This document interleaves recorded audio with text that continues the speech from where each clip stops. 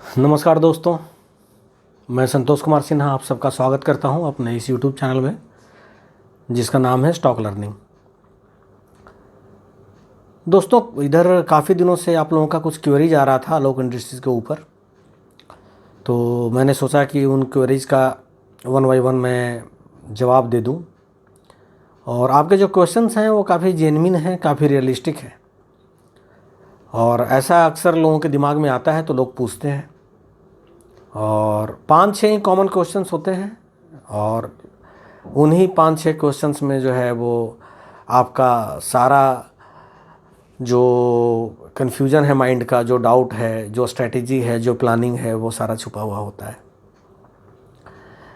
तो जो common question पूछा जाता है वो ये पूछा जाता है, एक तो क्वेश्चन कि भाई जब सब कुछ अच्छा है आलोक इंडस्ट्रीज़ में, ये अपने 70% जो है वो कैपेसिटी पे काम कर रही है, ये निफ्टी 500 में भी ये कंपनी जो है वो अब शामिल हो गई है, सब कुछ अच्छा है, आप बता रहे हैं कि Q1 का भी रिजल्ट अच्छा आएगा, Q2 का भी रिजल्ट अच्छा आएगा, तो फिर ये जो शेयर का प्राइस है वो नीचे की ओर क्यों जा रहा है?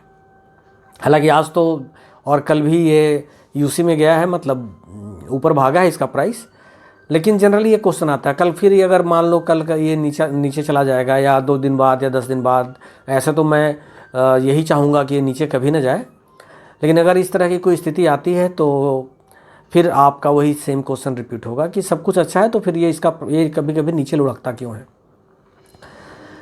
दूसरा आपका हमेशा क्वेश्चन आता है कि सर अभी मैं खरीदूं क्या? ये जो करंट प्राइस है जो भी है, चाहे 34 हो, 36 हो, 32 हो, इस पे हमें ख़रीदना चाहिए या नहीं ख़रीदना चाहिए? कुछ लोगों का क्वेश्चन आता है कि मेरा जो बाइंग प्राइस है वो 30 का है, अब ये 34 पे आ गया है, तो ऐसा ना मुझे लॉस हो जाए, तो मैं क्या करूं? मैं बेच दूं, निकल जाऊं, मैं क्या करूं? मैं लॉस में नहीं जाना चाहता।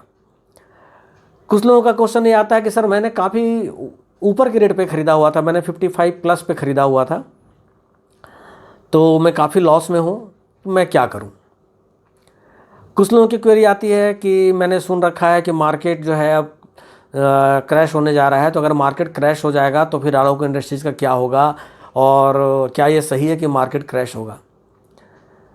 कुछ लोग परेशान हैं, जो हमारे मुकेश अंबानी जी ने जो OCPS लिया है, ऑप्शनल कन्वर्टेबल प्रेफरेंशियल शेयर, उसको लेकर के कुछ लोग परेशान हैं। वो कहते हैं कि जब OCPS शेयर में कन्वर्ट हो जाएगा 250 करोड़ और उनको मिल जाएगा तो इसका इक्विटी ज़्यादा हो जाएगा, EPS कम हो जाएगा, तो प्राइस नीचे हो जाएगा, फिर क्या होगा, ब्ला ब्ला ब्ला। वो अभी से ही जो है वो चिंता में लगे रहते हैं।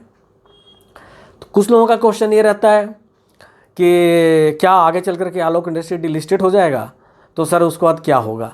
तो आज मैं इन्हीं सब टॉपिक्स पे बात करूंगा, और जो मेरी समझ है, जो मेरा आकलन है, जो मेरा ऑब्जर्वेशन है, जो मेरी बुद्धि कहती है, वो मैं आप लोगों के साथ आज शेयर करूंगा। तो देखिए, सबसे पहला जो आपका क्वेरी, जैसा मैंने बताया कि ये आता है कि जब सब कुछ पॉजिटिव है तो आलोक इंडस्ट्री नीचे क्यों जा रहा है? देखिए, नीचे जाना और ऊपर जाना वो किसी भी शेयर का एक साइकिल होता है। ग्राफ कभी भी कांस्टेंट नहीं जाता है। कांस्टेंट जाने का मतलब होता है, आप देखते हैं ना, ECG वगैरह आपने देखा होगा, या और भी आपने हॉस्पिटल में ICU में जो मशीनें लगी होती हैं आपने देखा होगा, सब चाहते हैं कि वो टिक टिक टिक टिक ऊपर नीचे करता रहे। अगर वो कांस्टेंट गया, पैरेलल रहा, तो समझो कि डेड, बिल्कुल जो है डेड हो जाता है इंसान। तो ये ऊपर नीचे लगा रहता है। आलोक इंडस्ट्री जो है एक बार फिर से ये ऊपर जाने की तैयारी कर रहा है। तो जो बोलते हैं ना, जैसे क्रिकेट में बॉलर जब बॉलिंग करता है तो वो रन अप लेता है, पीछे की ओर जाता है, या कभी आप लंबी छलांग लगाते हैं तो 10 कदम पीछे जाते हैं, तो ये समझिए कि लंबी छलांग लगाने वाला ये रन अप है, ये नीचे नहीं जा रहा है। और पहले भी मैंने आप लोगों को बताया था कि इसका जो है 30 और 32 के आसपास एक बहुत स्ट्रॉन्ग रेजिस्टेंस है, पुराना मेरा वीडियो देखेंगे तो ये जब भी आएगा तो ये बहुत ज़्यादा अब नीचे, मैंने कितनी बार इस बात को बोला है कि अब आप इसको 20 और 22 और 24 का प्रेडिक्शन मत कीजिए, क्योंकि अब जो है ये आपको 30-32 से नीचे नहीं जाने वाला है ये शेयर। तो ये नीचे नहीं जा रहा है और अब एक नया बॉटम बना रहा है। नया बॉटम का मतलब क्या हुआ?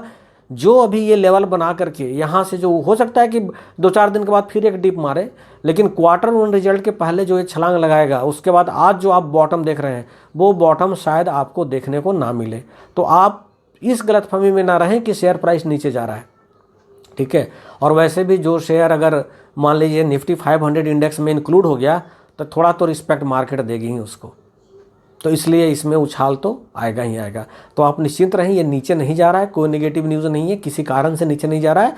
ये हर शेयर का साइकिल होता है, ऊपर नीचे ये चलते रहता है। अब आप लोग ये जानना चाहते हैं कि अभी करंट स्थिति में करंट रेट पे हम बाई करें या ना करें।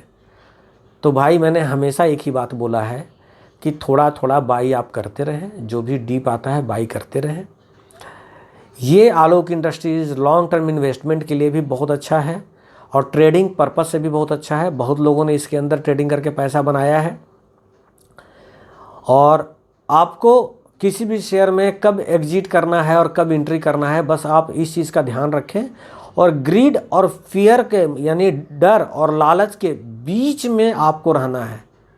ना तो आपको डरना है ना आपको लालची होना है, आपको डर और लालच के बीच में रह करके ट्रेडिंग करना है। इसका मैं एक एग्जांपल भी दूंगा आपको, अपने इस वीडियो में मैं नहीं दूंगा क्योंकि वीडियो वैसे भी मैं बदनाम हूँ लंबे वीडियो के लिए।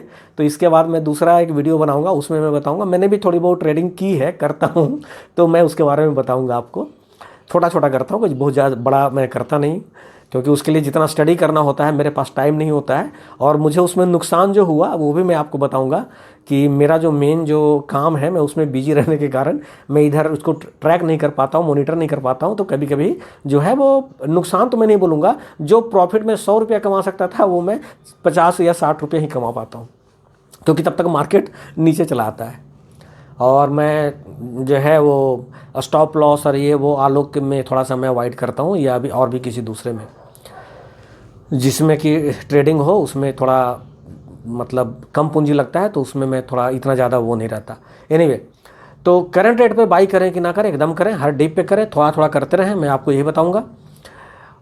जैसे मान लीजिए आपने 34 पे किया तो डीप आता है, अगर 30 जाता है 30 पे भी थोड़ा सा करें, आपका एवरेज भी नीचे आएगा, क्योंकि आपको पता है कि आलोक इंडस्ट्रीज छलांग लगाएगी।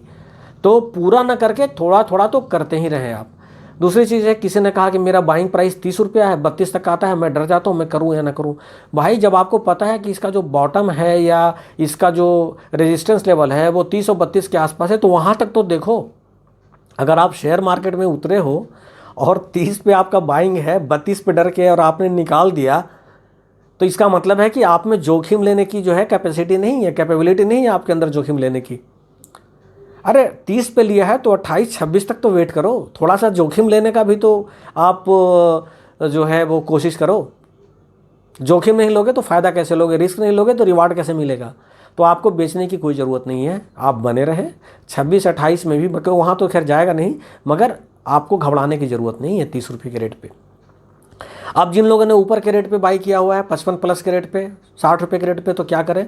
तो भाई 60 से 30-34 तो आ गया, यानी 50% तो ऑलरेडी नीचे आ गया है, तो आधा तो आपने मनी लूज़ कर दिया। तो अब तो बेचने का कोई सेंस ही नहीं बनता, क्योंकि अब यहाँ से ऊपर ही जाना है, मैं हमेशा बोलता हूँ, और नहीं तो टिका हुआ रहेगा, बस 2-4 रुपये में ये अभी फ़िलहाल झूलता रहेगा। और मैंने हमेशा बोला Q1 के पहले जो है ये आपको ऊपर नीचे देखने को मिलेगा। तो ये उसी के बीच में ये झूल रहा है। तो अब इससे कितना नीचे जाएगा ये, तो आपने आधा तो बेचना था तो आप 50 में ही बेच के निकल जाते। अब 34 पे क्यों बेचोगे। अब जब फल काटने का टाइम आया है तो अब आप पौधा उखाड़ कर क्यों फेंकोगे।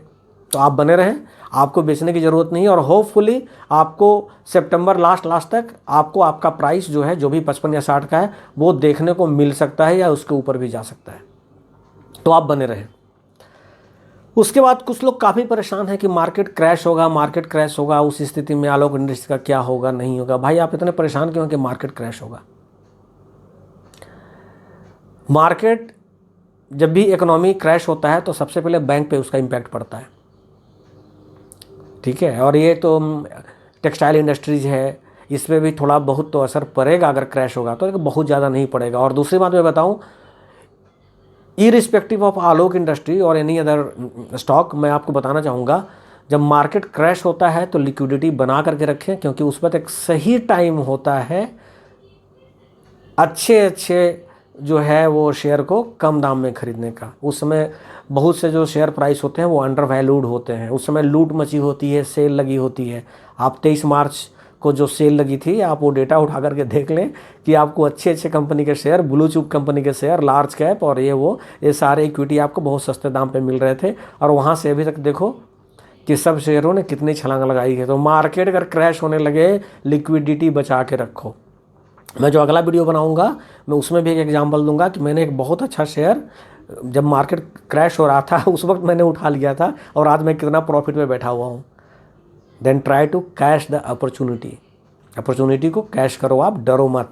मार्केट क्रैश होगा उस वक्त आपके पास अचानक से क्रैश नहीं होता है, जो इंडेक्स होता है वो अचानक से जो है, आपने पिछले बार भी देखा कि 11,000 और 12,000 से सीधे 7,000 पर नहीं आता, पहले 10 आता है, 9 आता है, 8.5 आता है, उसके बाद फिर 7,000 आएगा, इस तरीके से आता है। उसके बाद आपको काफ़ी टाइम मिलता है, क्रैश हो रहा है आप निकल जाओ, काफ़ी लोग बिकवाली करते हैं, आप निकल जाओ, फिर नीचे के लेवल पे खरीद लो। तो मार्केट जब क्रैश होता है उसको भी हम कैसे यूटिलाइज कर सकते हैं, ये भी एक प्लानिंग होती है।